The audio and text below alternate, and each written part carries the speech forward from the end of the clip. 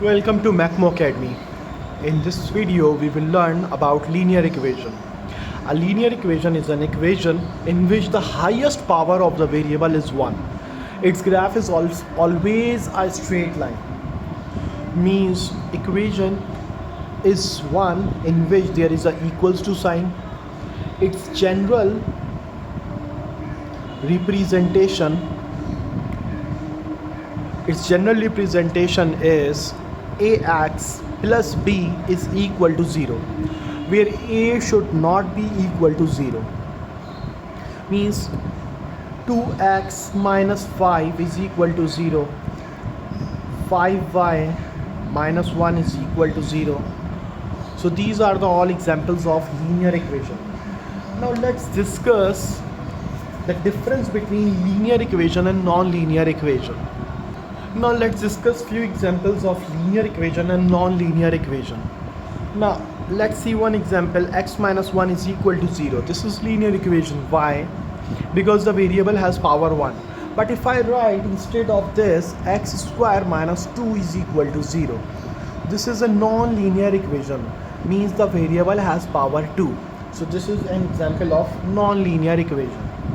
Now let's look at another example of linear equation. X upon 4 is equal to 12. So this is also an example of linear equation. Why?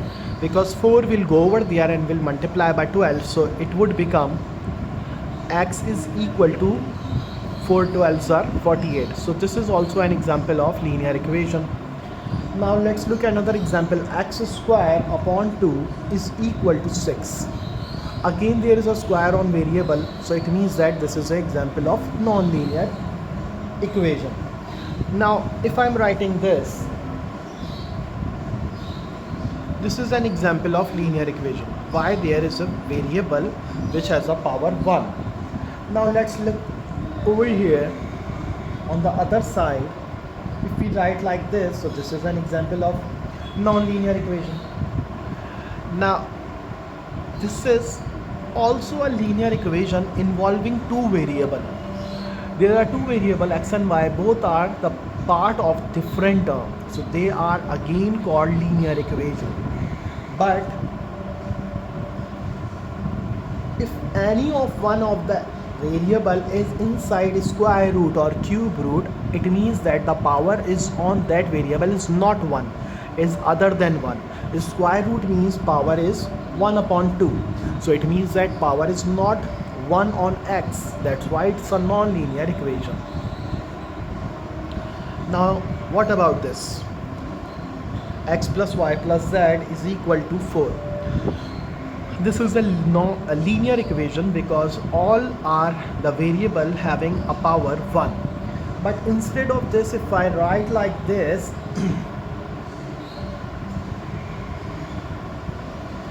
this is a non-linear equation. First identification is when two or more variable are the part of single term, it means that the total index, the total power on that term is 2. It means that the total power on one term is not 1. It means that this is non-linear equation. Now again there is another term in which in the denominator there is a variable, and in another equation the variable is in numerator. When we take out LCM, so it would be the power would not remain 1. So this is another indication of non-linear equation. Let's understand more about equation. Equations tells us that in equation there are two sides. This is left hand side and this is right hand side, and it is telling us that both the two sides are equal to each other. So it means that there is a equals to sign in equation. It's compulsory, it's mandatory. So left hand side is equal to right hand side. For a particular means 1, there would be only one value which would be true for x, Now how to find out that value? For example, I'm having a number which I have hide in my hand, and that number is represented by x. If I add 8 in it, the answer would be equal to 15. What is that number? So how would you guess it? Many of you can guess easily, and many of you got the idea that what number is in my hand. If I add 8 in that number, the answer would be equal to 15. So this is one of the way to identify, but not all the time the equation would be this much easier. So there are few techniques or pattern by which we can find out the value of x. So how to find out the value of unknown in an equation? X will remain as it is. We need to isolate the value of unknown. 8 is adding over here. If we want to find out the value of unknown, we need to isolate that unknown. 8 is adding over here. 15 is positive, will remain positive because it is at its own side. We are bringing 8 over here. When we change the side of any term, its sign would become flipped. If it is positive, it would become negative. But if it would be negative, it would become positive. Now 8 is changing its side, so it would become negative 8. So the answer would be 7. Means this equation is only true for one value, is only valid for one value. Verification means if we put in place of this x, the value of x which we have find it out, the equation would become true. 7 plus 8 is 15 is equal to 15, means both the sides are equal to each other only for one particular value. So this is how equation works, or this is how to find out the value of unknown in an equation. Now let's look at these equations. Now we need to find out the value of y in this equation. To find out the value of y, we need to isolate y. How to isolate y? There is only one technique. Keep all the terms at their own places. We need to isolate y, keep it as it is. 3.6 will remain as it is. Only this is extra over here, which is subtracting over here. So if we will bring it on the other side, it would add over there. Now if we will add them, so the answer would be 6.0, or you can write 6. So this is the value of this unknown in this equation. Now let's find out what is unknown in this equation. The unknown is over here, which is x. So now we need to isolate x. How to isolate x? Keep this term over here. Minus 7x will remain as it is equal to will remain as it is, 5 will remain as it is. This 12 is extra over here, we need to take it on the other side. So when it's changing its side, the sign is positive with 12. It would be negative. So plus minus is minus, subtract them. Now in the next step, x and negative 7 are multiplying with each other. Opposite operation of multiplication is division. So this negative 7 will divide over here. 7 ones are 7 ones are. Negative negative cancel out. X is equal to plus 1. So it means that if we multiply negative 7 with 1 and subtract 12 from it, the answer would be equal to positive 5. Now let's look at these equations. Now how to find out the answers or find out the value of the unknown in the given equation. Now let's start with part D. Now again we will open up the bracket by distributive law.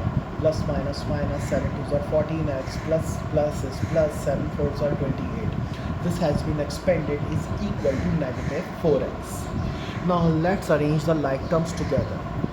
X term and this one, both are like ones. Negative 14x will remain as it is. I am bringing this over here, so it would become positive 4x. Now we can take it over there as well, so this would become negative 28. Or either we can do this thing as well, to take 28 over there, or just to take this negative 14 over there, so there would be less movement. It's also fine, that is also fine. Plus minus is minus and the sign will be of bigger number. The bigger number is negative, is equal to negative 28. Now this tan is multiplying over here. Negative tan will come under its denominator. Minus and minus will be cancelled out. 2 times 5, 2 times 14. So So 14 upon 5. Now we will give the answer in the simplest or the mixed fraction. Now divide 14 by 5. You will get 2 whole 4 by 5. So how? Sorry. 5 times 2 is 10. 2 whole 4 upon 5. So in this way we can find out the value of unknown or the variable. So this is how to simplify or to find out the value of variable or unknown in a given equation. Now let's simplify or open up the bracket first by distributive law. 3 2s are 6c plus 3 5s are 15 is equal to 4c plus minus minus 4 3s are 12. Now let's arrange the like term. 6c, we are breaking 4c over here, so it would become negative 4c. Negative 12 is over there, will remain over there, and we are bringing 15 over here. So now what will happen? Plus minus is minus, we are left with 2c. Minus minus is plus, we are left with negative 27. Now negative 27 divided by 2. So now let's divide 27 by 2. 2 times 13 is 26. 1 is left, means minus will remain as it is. 13 whole 1 by 2. 13 and a half. So the answer of C, the value of C is equal to negative 13 and a half. Now let's look at this. Many of the students do this mistake that they multiply 4 by 3 in the first step. So this would become wrong because 3 is adding over here first. So we need to take 3 over there first. So 1 upon 3x will remain as it is. 4, this 3 is positive over here, it will go over there and will be negative. Plus minus is minus, it would become 1. 1 upon 3x is equal to 1. Means 3 will go over there and will multiply in the next step. X is equal to 3 ones are 3, means 3. So this is the final. Now let's look at this equation. Now the variable is over here in this term. Now keep this term over here. Negative 2 upon 5y is equal to 11. Take 15 over there. So it would become like this. Now let's simplify it further. Plus minus is minus and the sign will be of bigger number, minus 4. Now y, we need to isolate y. 5 is dividing over here, it will go over there and will multiply. 2 is multiplying with y over here, it will go over there and will divide with 4. Now negative and negative will cancel out. 2 1s are 2, 2 2s are 4. Now the final answer is 5 2s are positive 10. Now let's look at another equation. In this we need to find out the value of h. Now again this bracket is multiplying by 3 and this is multiplying by negative 2. Let's open up the bracket by distributive law. 5 3s are 15. Now negative 3 will multiply by h. Negative 3h minus 2h minus minus plus 2 2s are 4 is equal to negative 1. Now arrange the like term. Negative 3h, negative 2h is equal to minus 1. I am bringing all the constant terms over there. So it would become like this. Plus minus minus plus minus 5h is equal to, all are negatives, so we will add all of them. It would be negative 20. We need to isolate h. So negative 20 divided by negative 5. So the final answer is 5 1s are 5, 5 4s are 20. So plus 4. Negative and negative will cancel out with each other. So I hope you have understood all the concept which has been explained in depth.